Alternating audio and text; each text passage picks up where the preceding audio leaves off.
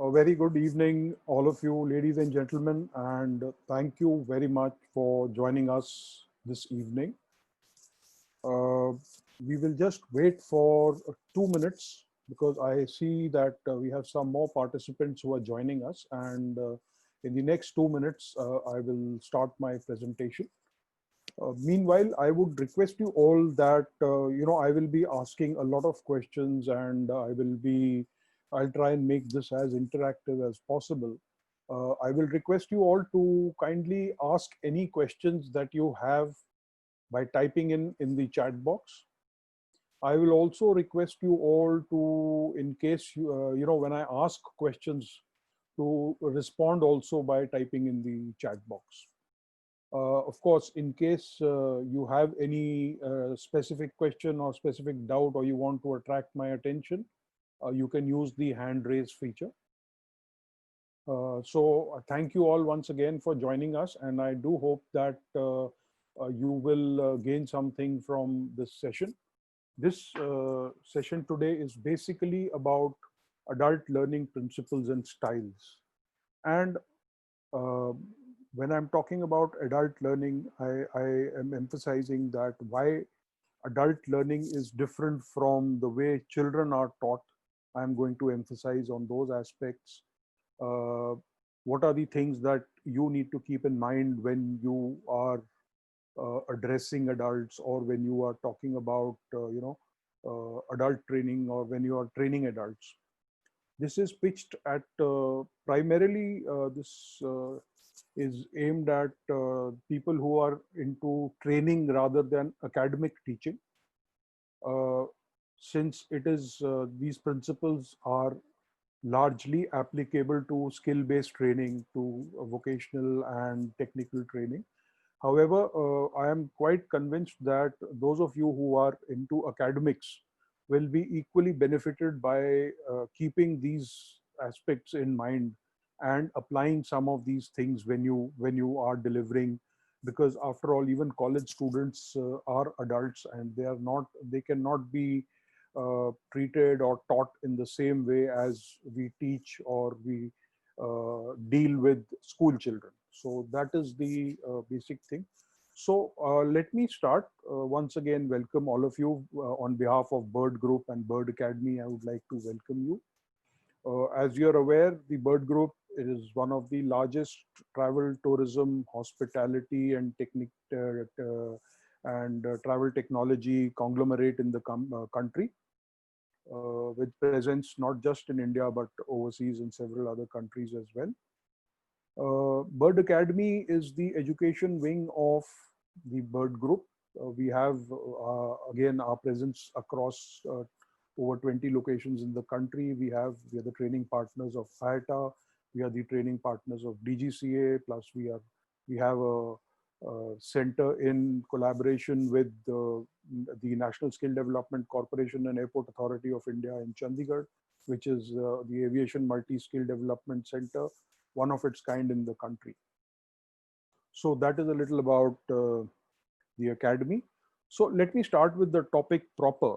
So how many of you have heard of a word called andragogy? Sorry, before that, normally when I go to a seminar, or when I attend a lecture by someone, I'm very curious to know, why is that person qualified to talk to me about this subject or about this topic? Why should I be interested in listening to what he or she is saying? So just to answer that question, that is natural for all of you also to have about me, just briefly want you to go over that these are some of the uh, certifications and qualifications that I have acquired over the years. I have a total of 30 years of experience, 20 years in the Indian Army and 10 years outside. These are specifically learning and development related qualifications that I have. And these are the various organizations that I have had the privilege of working with. Apart from the Indian Army, presently I'm a consultant with the Bird Group. I have worked closely with the World Bank Group, including the International Finance Corporation, which is the corporate arm of the World Bank. I've developed and delivered projects for USAID, for the Cherry Blair Foundation.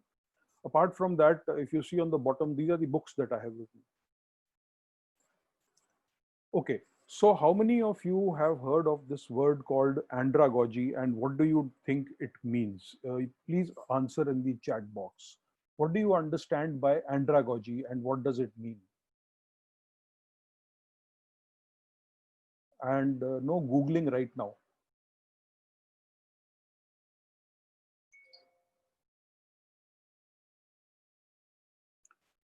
Vanessa says adult learning, yes. Close to it, yes, it does. It does relate to adult learning. Umar Ashraf says no idea. Well, Umar, you will get an idea very shortly.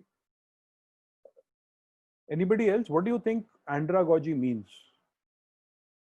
You're all familiar with pedagogy. What does pedagogy mean? Anybody? Please type in the chat box. What does pedagogy mean?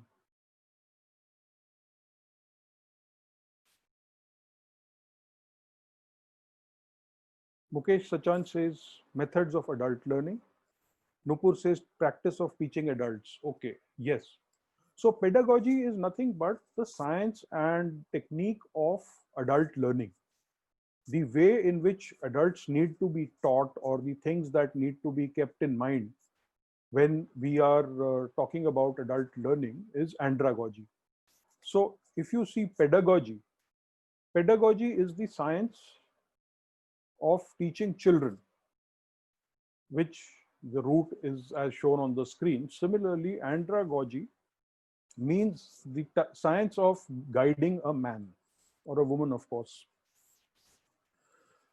So unfortunately, what happens is that very few people have an idea, even people who are involved in adult education and who are involved in training adults, are even aware that there is something called andragogy, or the science of teaching adults, that exists.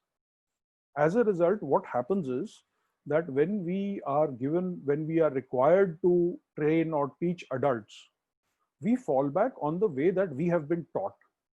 And the default way that we have been taught in schools and colleges is using pedagogy, which is the method or science of teaching children. So that is why often the training and the teaching that takes place is not as effective as it can be by applying the right principles.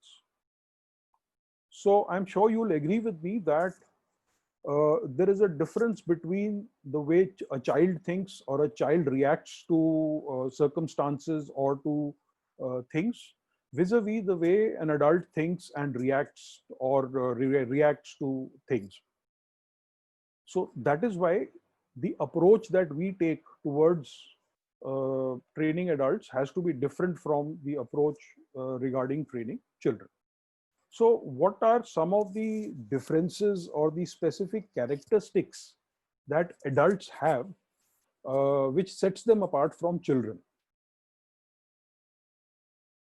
So if you look at the slide, first thing is that the adults are self-motivated.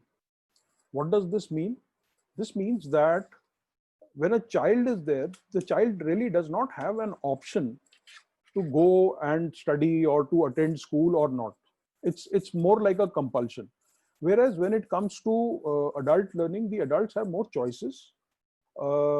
They can choose to take a particular course. Even when it comes to college, you can choose whether you want to do whether you want to take a technical subject, or you want to take you want to take up commerce, or you want to go into aviation, you want to go into hospitality. So therefore there is a degree of self motivation. When you come to professional courses, when you choose your profession, or when you want to do your advanced studies, then the choice widens. So the degree of choice that you have becomes more. Therefore it is your self motivation. No one is compelling you to go and do that. In school you have no choice, except for the limited choice after class 10, that whether you want to take a particular stream. But more or less you have been given very little choice. So there is no self motivation. You have no option but to study or to do those subjects. The second characteristic is that certainly all adults come with a certain amount of experience. Like I'm talking to you today, I'm talking to you about a subject. All of you would already have a certain amount of experience and prior knowledge about what I'm saying. So what will happen is that when I say something, when I talk about this topic, you would already have, you would have a certain perception about it. uh, you will start learning from, or you will start uh, weighing whatever I say from the perspective of your existing knowledge. You will also measure it in terms of the experiences that you already have. So for example, suppose I tell you that this method really works well on adults, but in your own experience, when you have tried that out, you have faced some challenges. It has not come across the way you wanted it to be. So you may not completely agree with me. Now, vis-a-vis, if you compare this to a way a teacher teaches a child is like a blank slate and generally agrees with what the teacher says. So there's no degree of experience that a child has. This experience also certainly at times makes adult learners less open-minded. The children are more inclined to agree and believe and go along with what their teacher tells them, whereas an adult is more prone to questioning what is being told. And this is closely related to the second point of the experience. So they are going to weigh it based on their experience. They may not be as open-minded to accept what you're saying. The purpose for which adults learn is also different. Uh, Children learn because they're a blank slate. They have to gain certain basic knowledge in order to then be able to go out and apply it. And look at their learning is more academic. Whereas as an adult, if you decide to pick up a course, go and do it, you will look at practicality of application as to what is the purpose that you're going to do this course. That okay, if I do this course, if I do MBA, how is it going to help me in my career?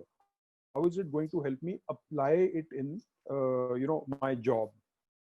Similarly, the what the adults are looking for rather than theoretical knowledge is more of practical, result oriented kind of information and skills. So for example, if you want to join a baking class, you want to know that yes, I want to learn how to make these 4 or 5 different types of cakes. It is result oriented, that at the end of this class or at the end of this course, I will be able to make these cakes. Certainly, the way a trainer or a teacher or a professor deals with the adult learners is different from the way a teacher deals with children, because of the age and because of the experience and because of your own self image. The need for respect as far as adult learners is concerned is more. That means that it has to be a facilitation rather than a student teacher kind of an interaction. You have to respect their experience, you have to respect their opinion, and you cannot really teach them like you teach children. Another thing that you need to respect as far as adult learners is concerned is their time, because all of us as adults, we have multiple commitments. We have professional commitments, we have personal commitments, we have family obligations. Unlike children who, when there is a school day, what comes first is the school. However, in the case of adults, they have to balance that, okay, if I have to do a training course, will I be able to get away from work? Do I have any other family commitments at that time? If you've all decided to join this webinar at 4 o'clock on a Thursday afternoon, you have done it after weighing all your other commitments and then realize that, okay, this is worth my time. I can spare this 1 hour without any other commitments. Therefore, it is like you have to respect their time also. So I am respecting your time by starting on time, a dot at 5 o'clock, and also by being very concise and trying to cover as much information in 1 hour rather than spreading this over a longer time. And lastly, the adult learners have a lot of expectations.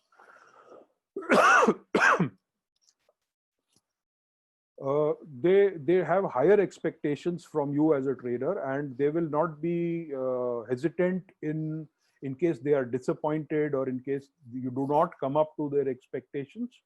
They will not hesitate in conveying the same to you. So you need to keep that in mind. So if these are the characteristics of the adult learners, what are the implications of these on the trainers or on the teachers who are dealing with them? How differently would you have to deal with adults vis-a-vis how you deal with children? I'd like some answers in the chat box, please. How would you, how would these adult learning characteristics make a difference in how you treat adults vis-a-vis children?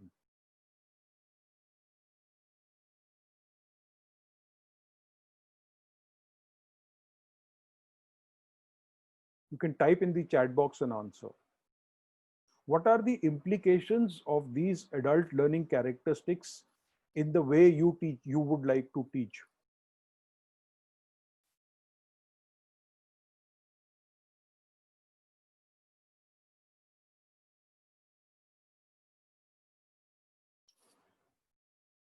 Anita says it has to be interactive. Absolutely, I agree. Shivam says you have to be well prepared. Again, yes, absolutely, because you have to come up to the expectations. Vinita says the teaching aids, what we use, absolutely. You need to use more innovative and practical teaching aids. Okay, so in the interest of time, I thank you very much. I'll show you some of the implications that these have on the trainer or the teacher. Like you said, active learning. What does active learning mean? Active learning means the learner is a part of the learning process.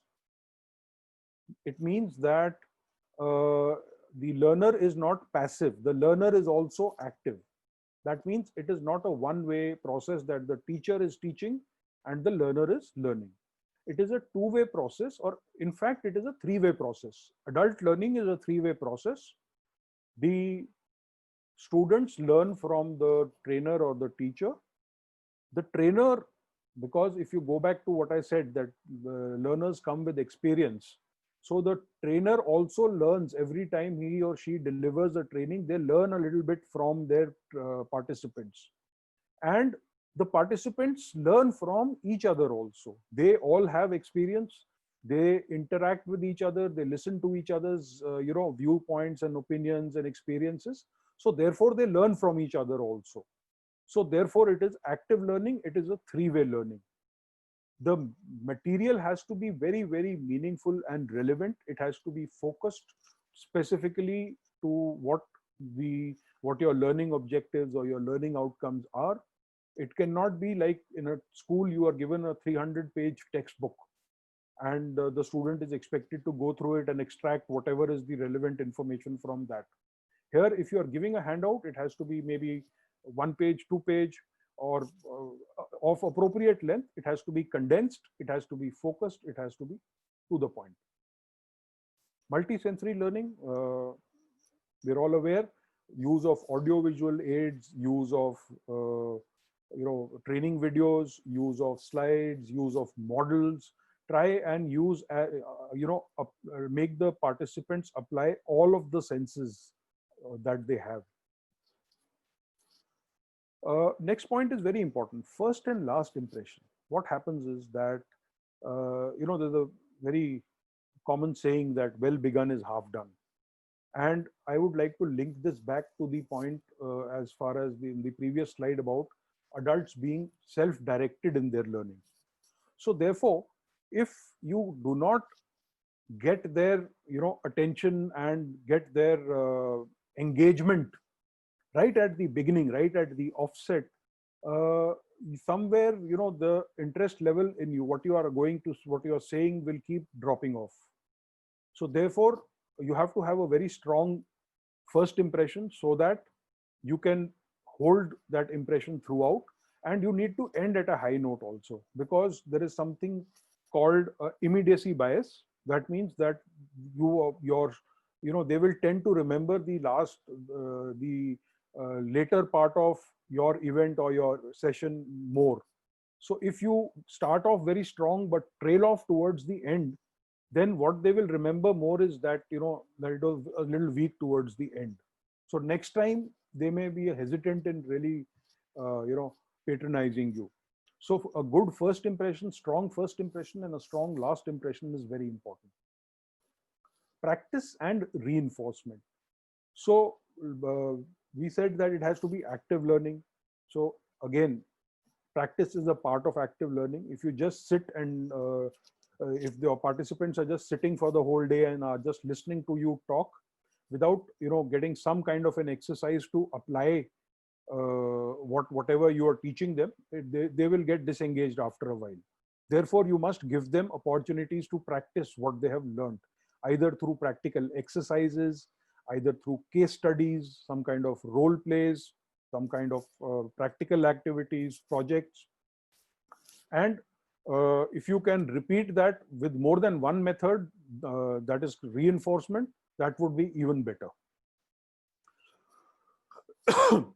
Feedback, when they are practicing or when they are trying out some new skill or new process, then it is very important to give them feedback, because unless they get the feedback, they will not know how they have performed and how whether they have learned the whatever you are trying to teach them or not. It is like someone is playing a match but no one is keeping the score.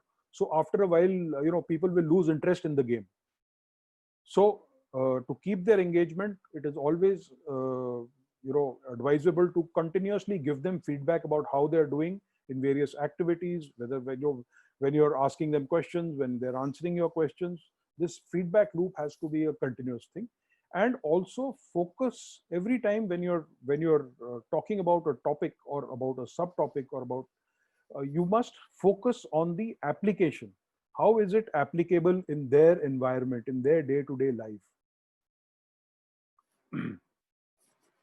So in order to implement this kind of a training, these are some of the basic skills, knowledge, and attitude that an adult trainer or an adult teacher is supposed to have. You're supposed to be well prepared. You should introduce a session effectively. Why introduce? Like I said, a strong beginning, a strong start. You need to present the content clearly. There should be no ambiguity. You should be very clear in your own mind as to what is it that you want to convey. You need to be very clear on the concepts yourself. Facilitate group learning. What does this mean? Can anybody please tell me in the chat box, what do you mean by facilitate group learning? What do you understand by this when I say facilitate group learning, the fourth point?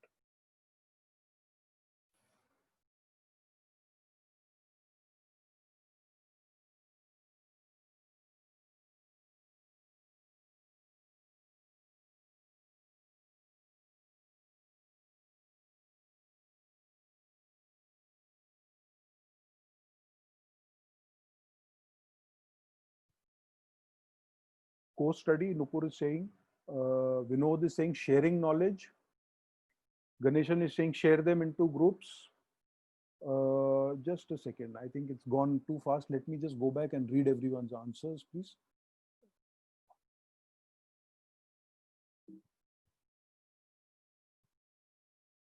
Diabolic approach. That's very interesting. Vanessa says teaching with the help of group activity. Engage everybody. Participants brainstorm in groups, Shivam says. Mukesh is saying engaging multiple ideas. And Dr. Disha Khanna is saying when 8 to 10 groups of people are highly interactive and the trainer is putting them on task. Exploring new ideas, Priyanshi is saying. Ravi is saying audio visual aids. Okay, I think all of you are generally on the right lines. Essentially, give me a second. Let me just try to get rid of this toolbar.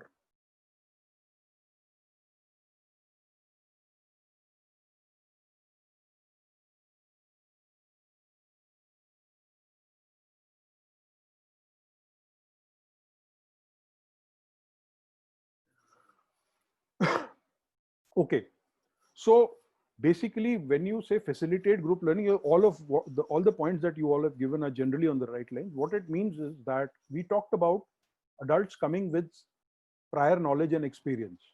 So your job as a adult, as a dispenser of adult learning, is not merely teaching.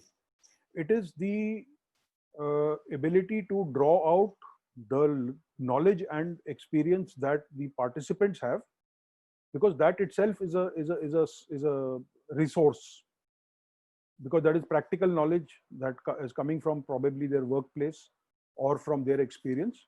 And when you facilitate, that means you are only acting as a facilitator. Like for example, like a moderator on a TV debate, your role is to ask the right questions, get the right answers, and take the discussion in the right direction. And wherever it goes off track, or wherever you need to add something from your experience or your expertise, you need to pitch in there. So you need to stop looking at yourself as as a trainer or a teacher, and start looking at yourself as a facilitator or a moderator, and things will automatically fall in place that way. Okay. Provide learners with feedback on progress. I just told you why feedback is important. Now, it is important not just to give feedback, but it is also important to give feedback in an appropriate and constructive manner. What do I mean by that? What is appropriate and constructive feedback? It means, what is the purpose of feedback? The purpose of feedback is not to criticize the person, or to demonstrate that your knowledge is greater than theirs, or that you know more than them. The aim of feedback is to make sure that they go away with the appropriate knowledge, skills, and attitude that you want to provide in the training.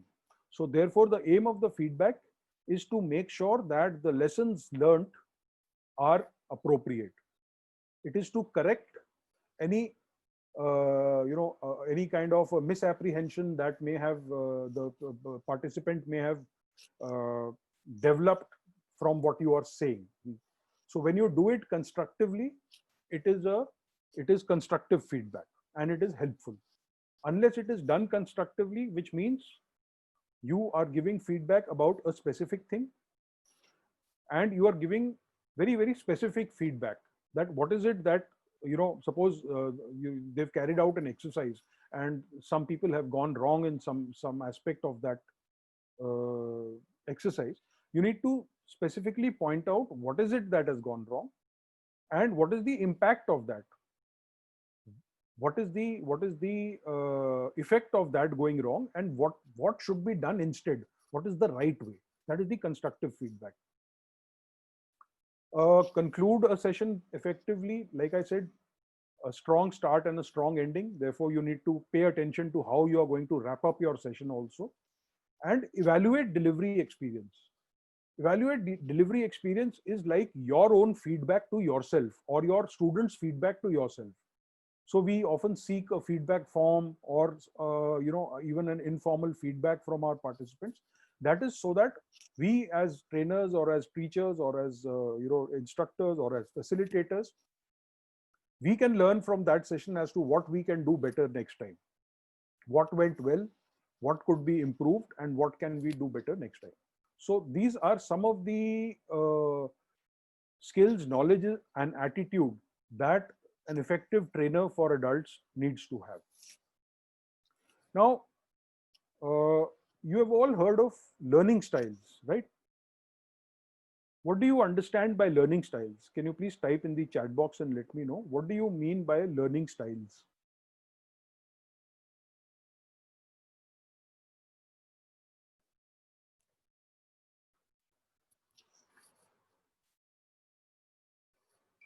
Yes, Javed, you're saying hello. What do you mean by learning styles? Deepak Pawar, a two-way communication in between sender and receiver. Okay. Anybody else?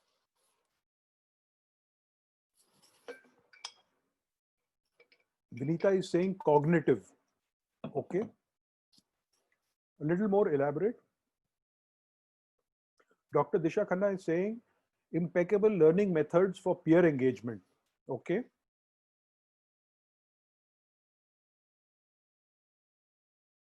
Anybody else? Shobha is saying visual, auditory, and kinesthetic. Yes, absolutely. These are some of the learning styles. Ravi is saying switching training according to student understanding. Very good. Yes. Umar Ashraf is saying specific cognitive approach. Okay, I think all of you are on the right lines. So let me give you a definition of what are learning styles. They are the preferred way that an individual perceives, organizes, processes, and retains information. Okay, let me just repeat that. It is the preferred way an individual perceives, organizes, processes, and retains information. That is the first point. Second point is different individuals have different learning styles. That I think your answers indicated just now in the chat box, that you all understand that different people have different learning styles. This everyone has understood. And it is the way individuals learn or like to learn. Okay. So in this, what I want to emphasize is that it says this is the way individuals learn or like to learn. The very key point here to note is that it is not the only way that that individual will learn. So for example, if you say that, look, I am a visual learner, for example, if you are taking the visual, auditory, kinesthetic type of learning styles, and you say that I am a visual learner, that means that you will learn the best if you learn through the visual style, and you like to learn through the visual style. This does not mean that if it is through auditory or any other way, you will not learn at all. That is the most important thing to remember. It is your preferred way. It is not the only way, right? This will become clearer as I go along. Okay. So what I want to emphasize in this first definition is, now please pay attention to these 4 words. We said that this is the preferred way in which an individual, now look at the 4 words that are highlighted in red: perceives, organizes, processes, and retains information. Okay. So what is this? If you perceive, organize, process, and retain information, what does this become? What does this process become? Anybody in the chat box?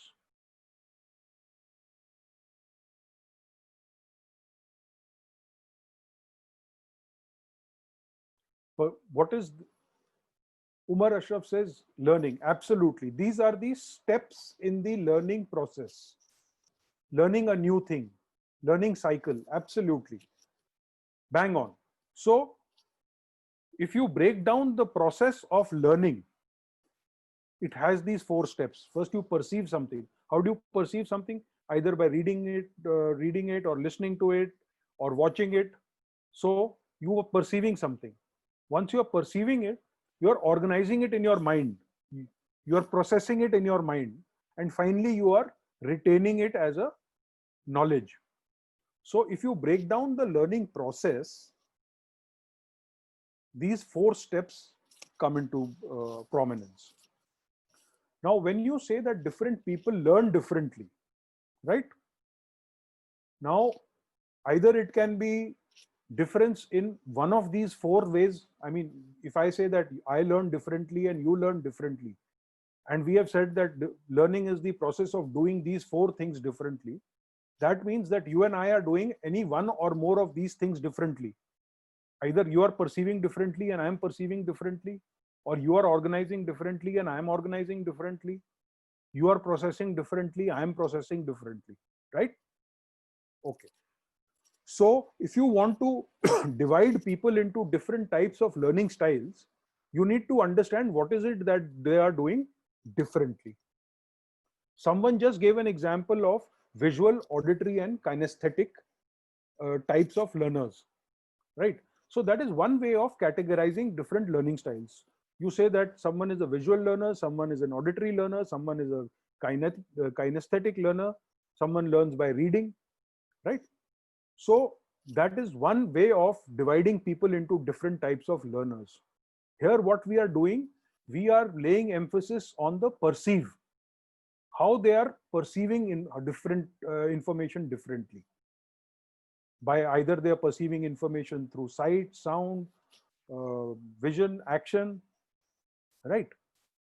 So that is one way, and that is the most common way in which we, educators have traditionally divided people into different learning styles. That is either auditory, kinesthetic, the VARK, the way we call it. However, there is a more advanced way of doing this when you take not just one of these factors or these steps in the process. If you pick up two of these steps, that is perceive and process.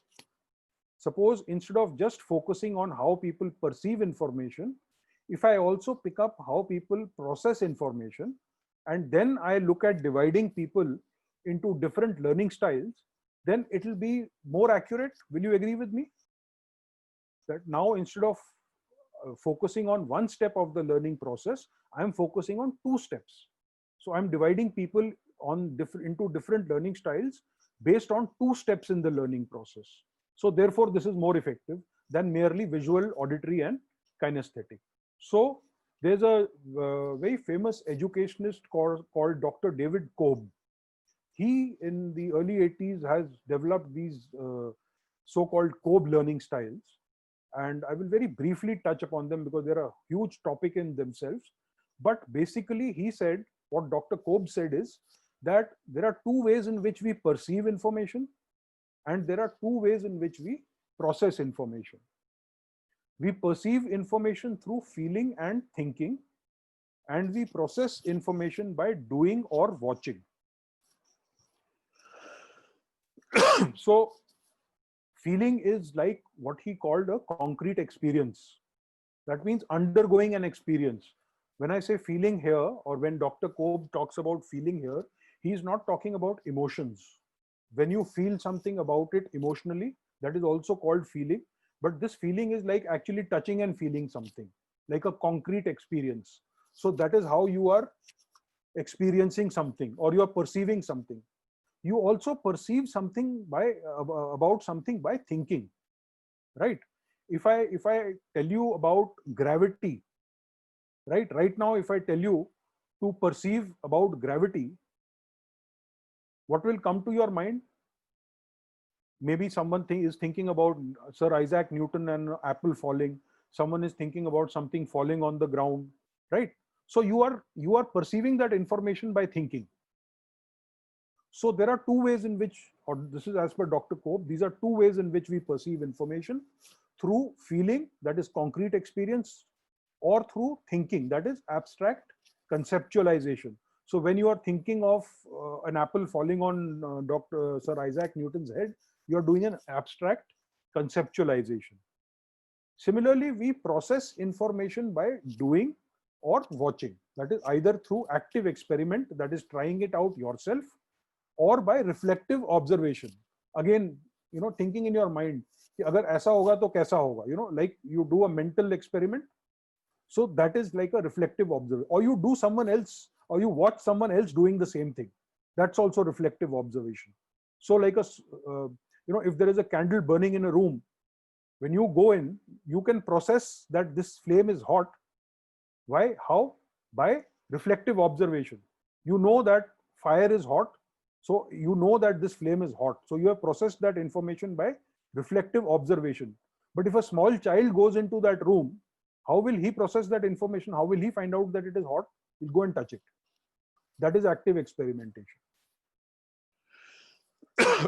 So what he did was, so now what happens is, we said if you want to divide how different people learn different ways.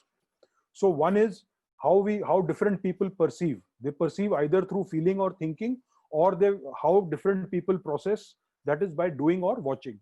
Now, if you plot this along a graph, if you process perceiving along the x-axis, sorry, if you plot the perceiving along the y-axis and the processing along the x-axis, this is the kind of the layout that you will get. So some people who perceive by feeling are at this end, and some people who process by thinking are at this end. perceived by thinking are at this end.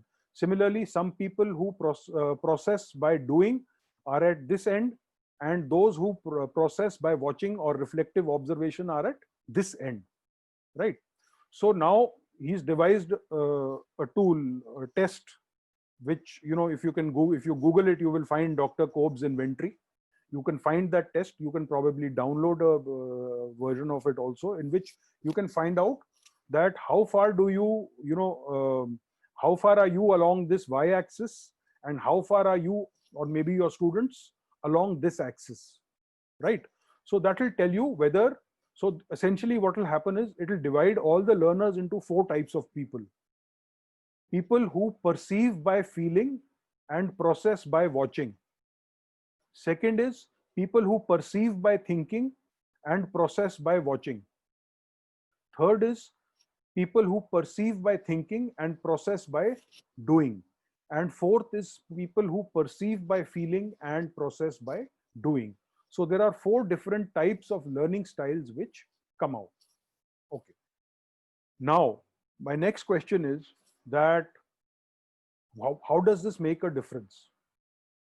So far, this is a theory. It is very good that yes, this is how, you know, there are different people. How does it help us as a trainer or as a teacher? So what Kolb said further is that each of these types of learners, they have a different question which is predominant in their mind about any topic. And these are as given in the slide. That is why, what, how, and what if. These are the predominant questions that these 4 different types of learners have. So there is one particular type of learner who says, I want a reason to know why should I learn this. The second is, he says, what is the content? Tell me what is the topic, what is the subject. Third wants to try it out. How does this happen? And the fourth wants to apply it. What if I do it this way? What if I do it in another way? Right? So these 4 predominant questions are what need to be answered so that you are able to meet. You need to apply these 4 questions to your learning cycle. Right? Now let me come to the learning cycle. So what is the learning cycle? The learning cycle is how you conduct any session or any learning, how you deliver it. And usually it is these 4 steps: introduce, present, facilitate and give feedback, review and conclude. If you pick up any lecture, if you pick up any training session, normally these are the 4 parts that it has. This is the learning cycle. And even within, if you have a full day session, and within that you have 4 or 5 different smaller topics. Each topic, if you look at it, you will first introduce, you will present, you will facilitate and give feedback, and you will review and conclude. So now if we superimpose those 4 questions on this learning cycle, this is how it will look. So when you introduce your session or your topic, you answer the question why. Why should I learn this topic? Why is it important for me to know about this subject? You remember we said that adult learners are self-motivated. They need a reason to learn. Unless you give them the reason right in the beginning, they may not really know why they should, is it worth their time or not. The answer of what is you are giving in the bulk of your presentation, when you're teaching them or when you're discussing it or when you are telling them about the new concepts. The answer to the question how, you are giving when you are facilitating and feedback. They want to try it. Now, how do you make them try it? By giving them some kind of case studies, by making them do a quiz, by making them do a practical activity, by making them do a group activity, a role play. And also on that, at the end of it, it is very important to give a feedback, because that learning is not complete until they know how they have done it. They have tried it, but have they done it well? What are the things that they can improve? That needs to be told to them.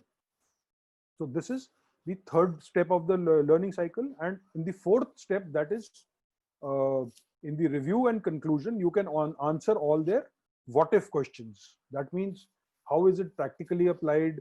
What are the various contingencies which can happen? What are the various different aspects that you need to be careful of? All these things that you give are in the conclusion.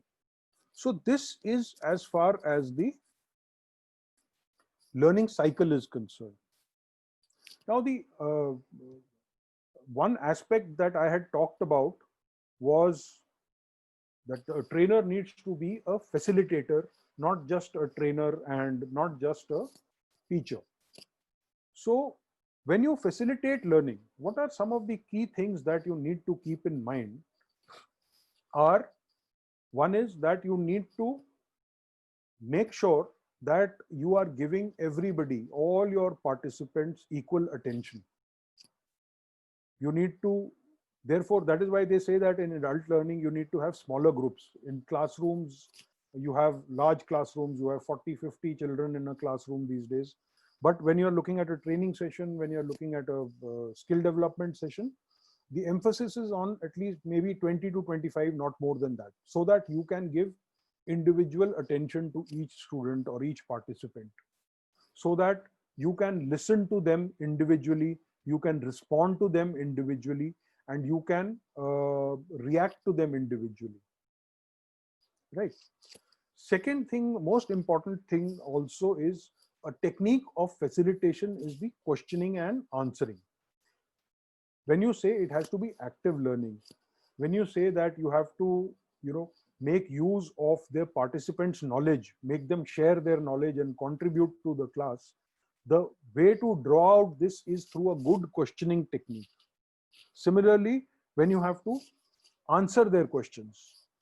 So there are some things that you need to keep in mind when you are questioning, and there are some things that you need to keep in mind when you are answering their questions. So first thing, when you are answering the questions, firstly, why do you ask questions? You ask questions for 2 or 3 different reasons. One is to get them to share their experiences. Second is to get them to interact and participate. And third is to check their knowledge, whether what is their existing knowledge about a particular topic and how much have they learned over a period, over your session. So these are the reasons why you ask questions. So since it is very important for you to ask questions appropriately to get the right amount of participation from your participants, here are some of the tips that you need to keep in mind while asking questions. Be very clear and concise. Word your question very carefully and concisely. When you ask a question, pause to give participants some time to think. It's called the 10 seconds rule. And especially, this is an online session. But when you're having a face-to-face session, very often it happens that as a trainer, you ask a question and suddenly there is silence. No one is answering. And what happens is that as a trainer, sometimes, you feel disheartened that no one is answering your question. But what you need to do is you need to give the participants enough time to absorb the question, understand the question, and then think of the answer. So after asking a question, pause for 10 seconds. After those 10 seconds also, if no one has answered, then rephrase the question. Don't give the answer yourself. Rephrase the question. Maybe they haven't understood the question. Try and simplify the question. Right? And then if ultimately, again, if no one answers, then maybe you can give certain hints to guide them towards the answer. The last thing that you should do, that should be a last option, is to answer your question yourself. You should let the participants answer. Maybe by giving them some hints and some, tips, you can guide them towards the right answer. Use closed and open questions to manage the discussion. I'm sure you're all aware. Closed questions are questions which have limited answers, maybe yes or no. Open questions are questions which have, which have more open answers. So when you are short of time or when you want to get confirmation, you use closed questions. When you want to extend the discussion, you use open questions. Ask an individual by name if appropriate. If no one is answering, maybe you can ask someone by name. That has a disadvantage. which is that if that person doesn't know the answer, they may feel embarrassed. So you have to be very careful when you are using this. And prompt answers by linking if necessary. So if no one is answering, again, you can give hints. You can link it to something that you said, I just talked about uh, perceiving and processing. So how do you think this relates to that? When you are answering questions which participants have asked you, then here are some tips. Let the participants feel your interest. Inquire with further questions as necessary. That means in case you haven't understood the question properly, you can ask deeper instead of just answering what you have understood. Stay on target. That means respond to what has been asked. Don't wander off from the topic. Test your understanding. You can test your understanding by counter questioning. So what you are trying to ask is, what is the difference between perception and processing? That is a counter question that I am testing my understanding. Evaluate the message. That means that what is the person who's asking you the question, what is it that that person is trying to convey to you through that question? And neutralize your feelings. That means that don't get irritated if someone is asking you questions. Don't, maybe don't answer a question with a bias. So if you look at the first letters of all the sentences, it gives you in crux that the biggest tip for answering questions is listen. Listen to what the participant is saying, listen to what he or she is asking, and then answer the question. Some don'ts while asking or answering questions. Don't argue. It is not a competition whether you know more or the participant knows more. Don't allow one person to keep asking questions. Give everyone a chance. Don't adopt a patronizing or a berating tone. Remember, I talked about respect. So don't use things like, as I already said, you should know the answer to that. Don't put someone on the spot. Again, need for respect. Don't, try and highlight or pinpoint someone's lack of knowledge about something. Just move on if, someone is unable to answer a question. And your body language speaks a lot about you. So therefore, you should not adopt a defensive body language. Okay, so this was as far as some tips about asking and answering questions, which will help you in facilitating your discussions rather than teaching your topic. Okay, so I am 55 minutes down. I want to save some time for question answers and your comments also. So I will stop here. This is a topic on which I can go on for a full day also. However, I think I have covered some very, very basic essentials about adult learning as to why is it why is it different from the way children are taught? What are some of the basic characteristics of adult learners? What are the implications of these characteristics? What do you understand by learning styles? And I've shown you one type of learning styles and how do you apply that in the learning cycle.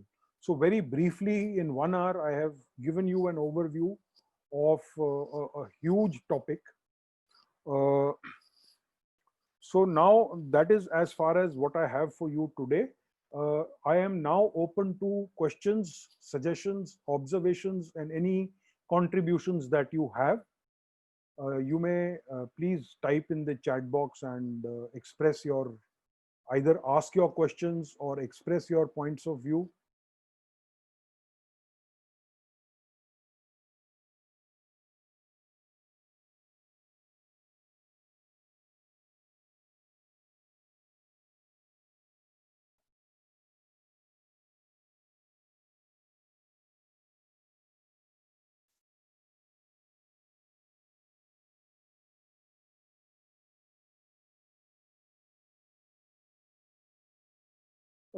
Professor Ashraf, I'll request you to ask the question in the chat box.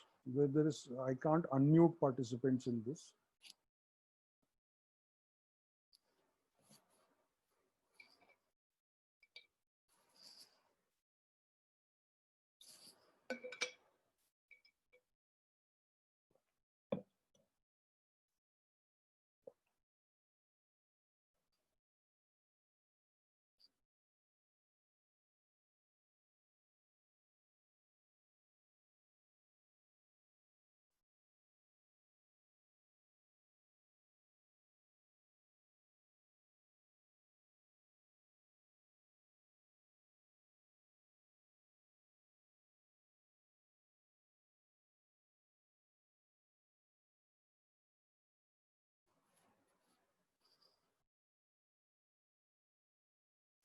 Thank you, Dr. Disha Khanna. My gratitude to you as well for joining us today. Uh, Professor Ashraf, can you please type your question? I'm waiting for your question. Any questions, anybody? Any suggestions? Any thoughts? Meanwhile, I'm just launching a poll. I'll request you all to kindly respond as to how you found this session.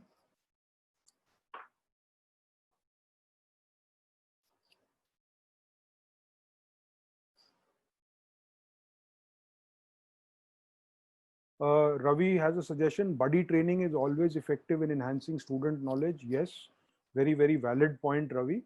Uh, Apart from buddy training, yes, buddy training, especially when you're doing skill development, it is very good to have buddies. Um, you have to have a combination of buddy as well as a small group, big group, medium-sized group, depending on the type of topic and the exercise.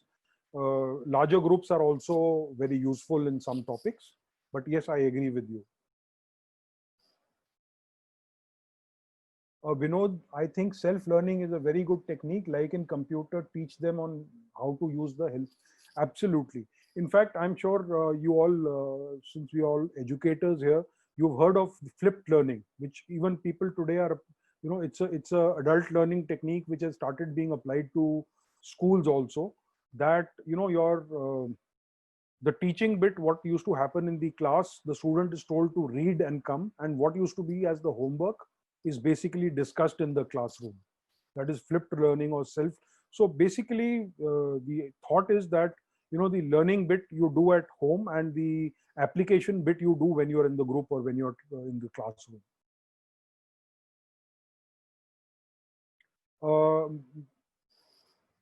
Mukesh Chan is saying grateful for a wonderful session. Maybe one more session in continuation is required. Certainly, we will plan that. Shivam, course handouts, yes, they help a lot because there are two things. One is, in the beginning, if you tell them that I'm going to give you handouts, you need not note down the slides and all, then the participants will be more engaged in listening to you rather than trying to note down the slides. That is one. Otherwise, people get very busy noting down slides rather than listening.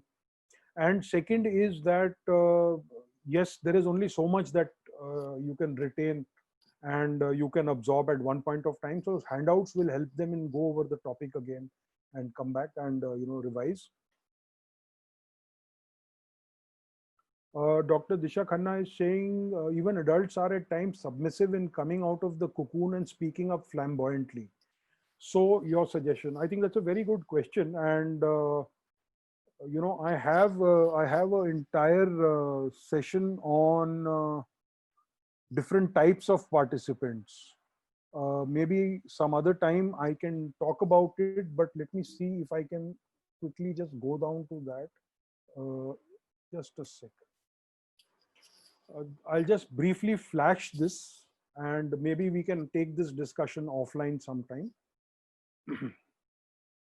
This is how people who are not willing to come out of their cocoons and they are shy or not participating.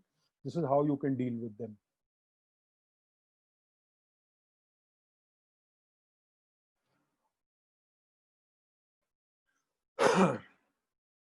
So Professor Ashraf is saying you deliberated on learning. I would suggest that we have a presentation on who should be entitled to teach. Cobb also talked about perceiving prior to processing, and perceiving is done by feeling and thinking only. I believe the lack of motivation to teach is the primary reason for failure in education. I would again suggest a presentation on who should be entitled to talk.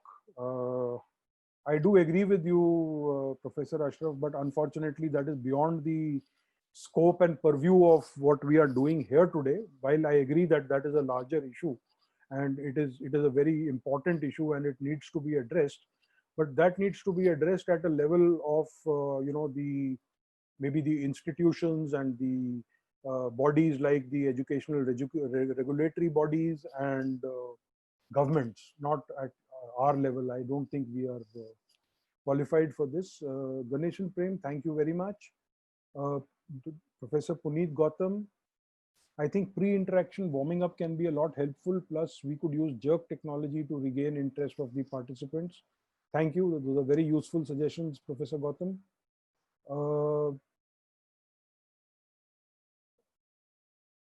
Mr. Radhakrishnan says it would have been nice if you had touched on Bloom's taxonomy. I agree. Two things. Firstly,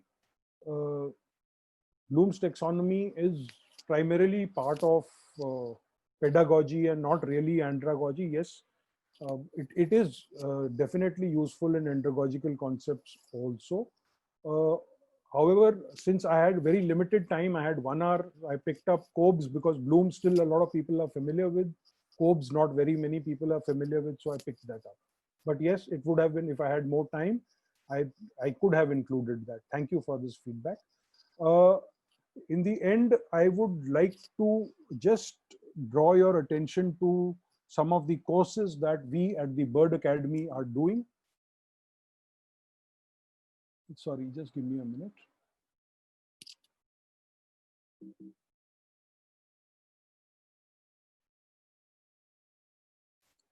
Yeah, so I would like to draw your attention to some of the courses that Bird Academy is doing. We are doing our own academy courses in travel, tourism, destination management. Then we are doing IATA courses, starting from the basic foundation course to the higher level courses, right up to those for working professionals. We are doing the dangerous good regulation courses. At AMSDC Chandigarh, we are doing NSDC courses in aviation. And we are also doing cabin crew and soft skill courses under tourism, hospitality, aviation and tourism, or that courses. So in case any of you or any of your students are interested in knowing more about our courses, you or they can visit their website, our website, birdacademy.in, or you can mail us at any of these 3 email IDs that have been flashed on the screen. You can also mail us. You can also mail us and give us your further feedback on how today's session was, or any other thing that you want to convey with us. Finally, just wanted your opinion on a more extended session like this on the same topic as a paid webinar for up to maybe 3 to 4 hours. Would you be willing to pay for that kind of a session? I would request you to respond.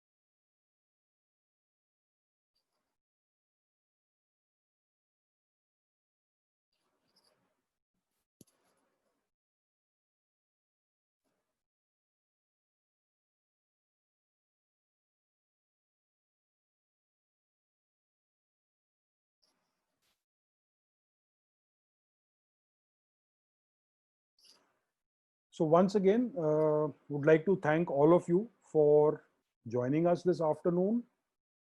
Please stay in touch. We will also be in touch with you. We are planning more such sessions. We are planning some specific technical topic related sessions also in aviation, in hospitality, in tourism and other topics.